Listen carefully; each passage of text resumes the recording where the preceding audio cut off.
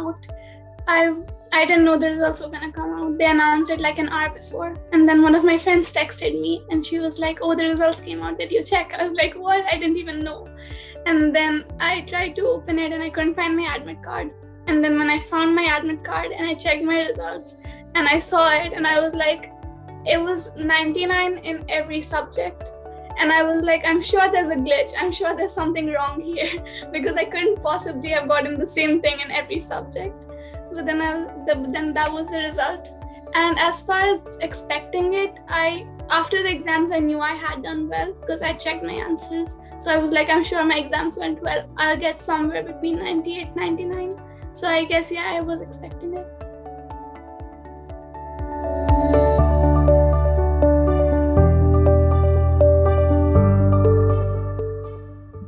It wasn't smooth sailing. I think there's added pressure when you know that you have been brought to a particular place to perform well.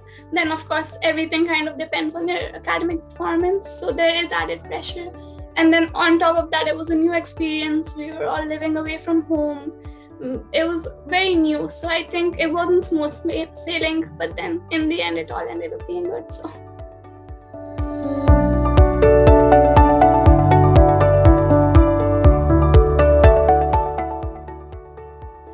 I'd say, I think everyone in my class, everyone was super helpful. Like when I first joined, it was around November 2020. So it was extremely late into the academic year because we had missed out a lot because of the scholarship and the visa application process. And so I hadn't even been doing school in India before going to Singapore. So for me, everything was very new and I already missed out on a lot of what was being taught in school. So that was a lot of catching up to do. And then we had our finals like 2 months after. So I think everyone was super helpful in my class because whenever I would ask something, or if I wanted notes, or if I had any questions, they would definitely help me out.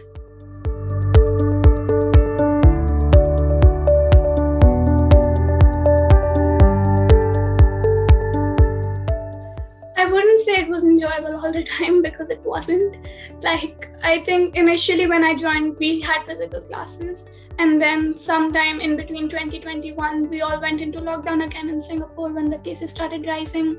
And then we were all kind of stuck in the hostel and we had to do classes and there were like 2 of us in one room. So it was all very chaotic, I think. And like more so than academic, I think it had an impact on like the extracurricular activities we could do. We couldn't go out and, play sports or join clubs or participate in activities. And that's very important when you're trying to build a profile for universities. So I think that was a lot of like mental stress that, am I not doing enough? And is this going to be okay when I apply for unis? Am I going to get admission somewhere? So I think it wasn't the best experience because of the pandemic, but then afterwards when the lockdown opened, things kind of just fell into place.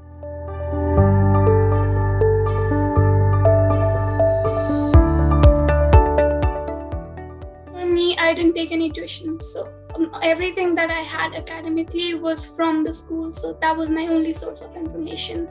And sometimes when I didn't feel like I had enough things to go through, or I felt like, oh, I've already done this, I need to practice more, I could approach my teachers.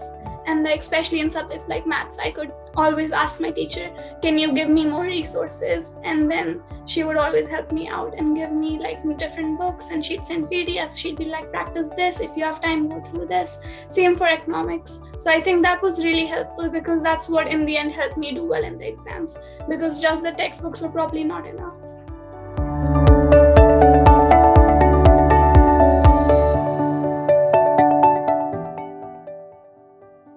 At the end of 10th, when I was choosing my subjects, I really didn't know what I was going to do in uni. So I was just picking out subjects that I thought I might be interested in. And then I was like, I'll give it a try for 2 years. And whatever I like best, I'll do in uni. So that was kind of my plan moving forward.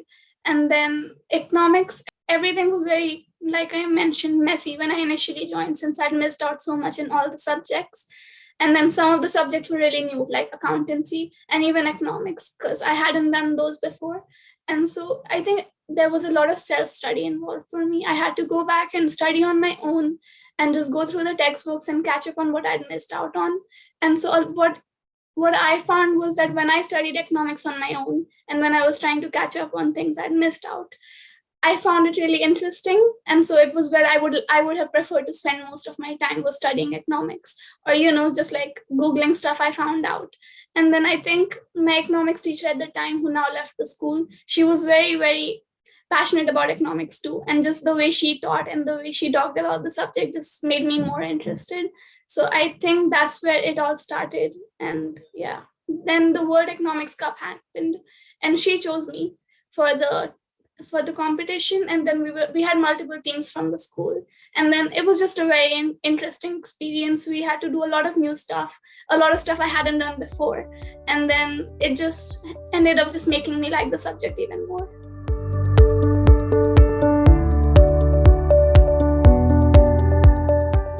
I wouldn't say I was part of any school club, since by the time I joined, 11th was almost over, and then in 12th you don't really have time, and it's not even allowed to join too many clubs or lead any clubs.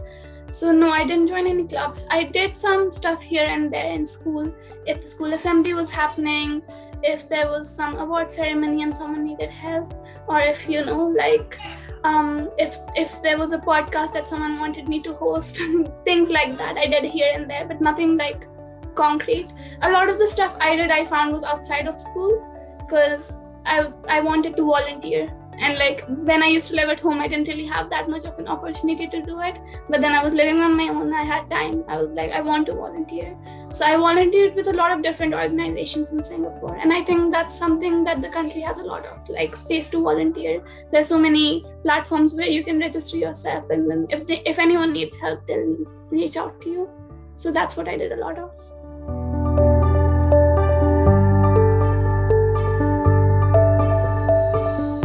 Yeah, I think there are a lot of opportunities if we don't consider the pandemic and everything that happened in between. I think there's a lot of opportunities at the school, whether it's sports or music or art. I feel like if you really really passionately want to pursue something, the school would definitely get behind you and support you for it.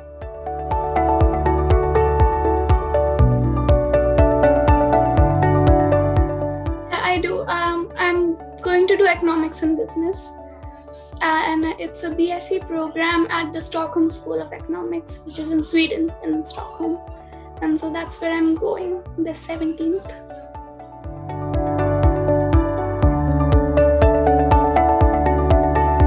Can't say I'm very wise, but I would just say, just stick through it. It's not the most fun experience to have to do 11th and 12th and constantly worry about your academics. There'll be times when it'll suck, but then just push yourself through it, and the last few months are probably the most important. So those are the last few months where you really just have to put yourself fully into studies and just focus on it, and then that would be enough.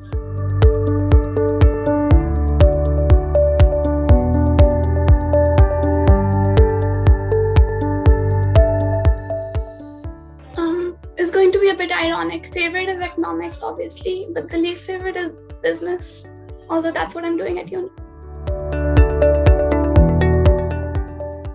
It's a very interesting place. Favorite corner? Not favorite corner as much as favorite field. We have a new field that just got done, so that's probably my favorite place in GIIS. If I was good enough, which I am not, I would definitely be a professional football player.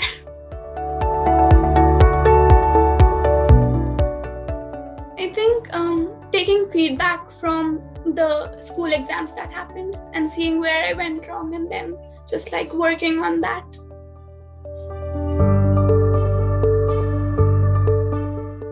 9 gems, I would say universal values and ethics.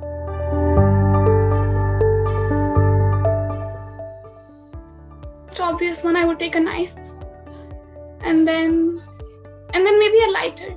I guess fire would be helpful to cook, and then a novel to pass time. I love reading. I always answer this question with, I I think I take inspiration from like almost everyone around me. I feel like there's something in everyone that we look up to, and then we can take inspiration from that and kind of implement it in our own lives.